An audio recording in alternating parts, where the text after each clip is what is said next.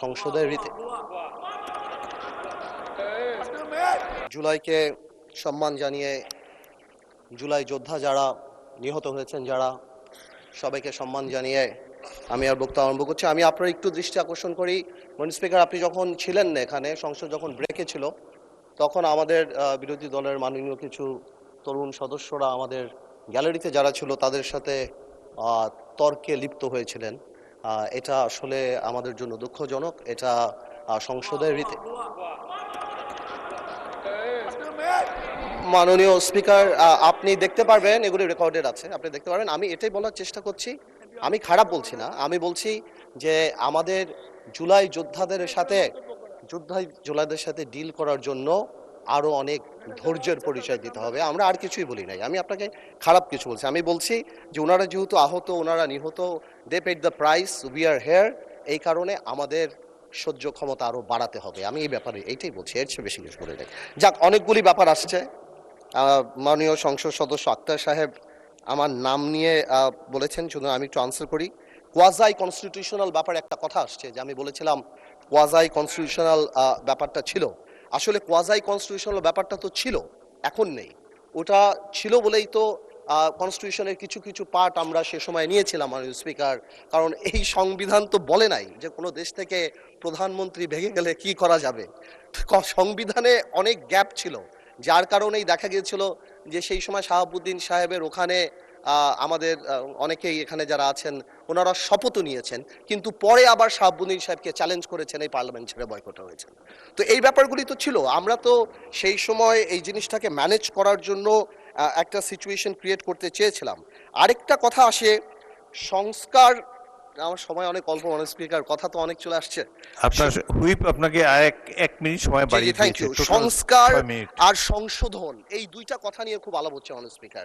আমি এটা আসলে বুঝতে পারছি না, যে আমার মনে হচ্ছে এর মধ্যে খুব ফাইন একটা লাইন আছে, যে সংস্কার আর সংশোধন এই জিনিসটা মানে কি? এই আমরা তো চাচ্ছি যে যেই জুলাই সনদের জিনিসগুলি আসে সেগুলি পার্লামেন্টে, সেগুলি কনস্টিটিউশনের মধ্যে আসবে এবং কনস্টিটিউশনের রীতিনীতি মেনেই আসবে।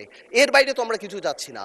তো আমার মনে হচ্ছে এখানে প্লেইং উইথ ওয়ার্ডস করা হচ্ছে এবং জাতিকে বিভ্রান্ত করা হচ্ছে, এবং ঠিক আগেও যা বলেছি, আমাদেরকে জুলাইয়ের বিরুদ্ধে দাঁড়ানোর পায়তারা করা হচ্ছে। আরেকজন আমার সম্মানিত সংসদ সদস্য এখানে বলে গেলেন প্রিঅ্যাম্বল পড়লেই ওই সংস্কার পরিষদের কথা চলে আসবে। আমি মনে করি যে এখানে আমাদের সম্মানিত আইনমন্ত্রী সাহেবের সেই বক্তব্যের পরে এবং বিশেষ করে স্বরাষ্ট্রমন্ত্রী সাহেবের সেই ইলাবোরেট এক্সপ্লেনেশনের পরে কেউ যদি বোঝে, তাহলে আর এই অর্ডার নিয়ে কেউ কোনো কথা বলবে না। This is void ab initio, এটা থাকে না। এবং বারবার যে জনগণকে বোঝানোর চেষ্টা করা হচ্ছে যে এটা মানি না, এই কারণে আমরা গণভোট মানি না, ইট ইজ আনট্রু।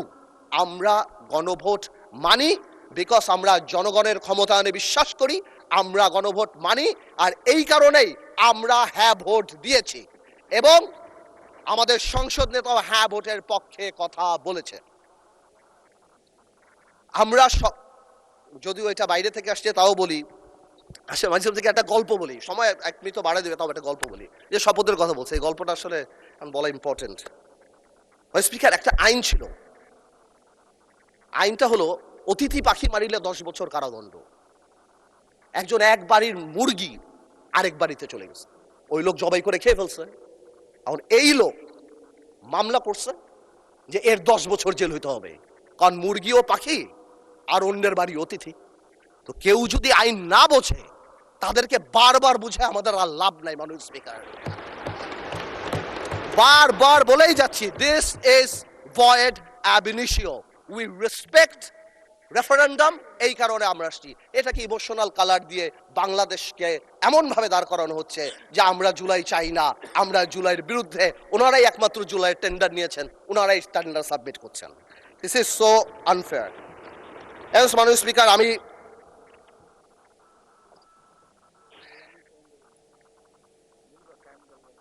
একটু টাইমটা তো বাড়াই দিবে বলো তোমার স্পিকার। আরেকটা কথা, 1 মিনিট আপনার শেষ হয়ে গেলে আরেক মিনিট বলতে পারবেন। Thank you. জুলাই জাতীয় সনদের 2025-এর ভবিষ্যতের পথরেখা, আমি আগেও যা বলছি এখনো তা বলছি, আমি আগেও বলি না, এখন সবসময় বলি যে যেই সংবিধান জনগণের কথা বলে না, জনগণ সেই সংবিধান ছুঁড়ে ফেলে দেবে। বাট যেটা আমরা সংশোধন করতে পারি, যেটা আমরা ঠিক করতে পারি সংবিধানের মধ্যে থেকে, আমরা সেটাই করব। আর এই ভবিষ্যতের পথরেখার আরেকটা কথা বলে দিতে চাই মাননীয় স্পিকার, এই পথরেখায় আমরা সবাইকে সাথে নিয়ে চলতে চাই এই পথে, এবং যখন চলতে চাই আমরা গণতন্ত্রকে আপলিফট করে চলতে চাই। জনগণের ম্যান্ডেট, যার কারণে 217টা সিট পেয়ে আমরা এখানে, আমরা আইন পরিবর্তন করতে চাই, সংবিধানের মধ্যে থেকেই করতে চাই। আপনাকে ধন্যবাদ মাননীয় স্পিকার। ধন্যবাদ মাননীয় সদস্য। পরবর্তী বক্তা মোহাম্মদ নাজিবুর রহমান, পাবনা 1।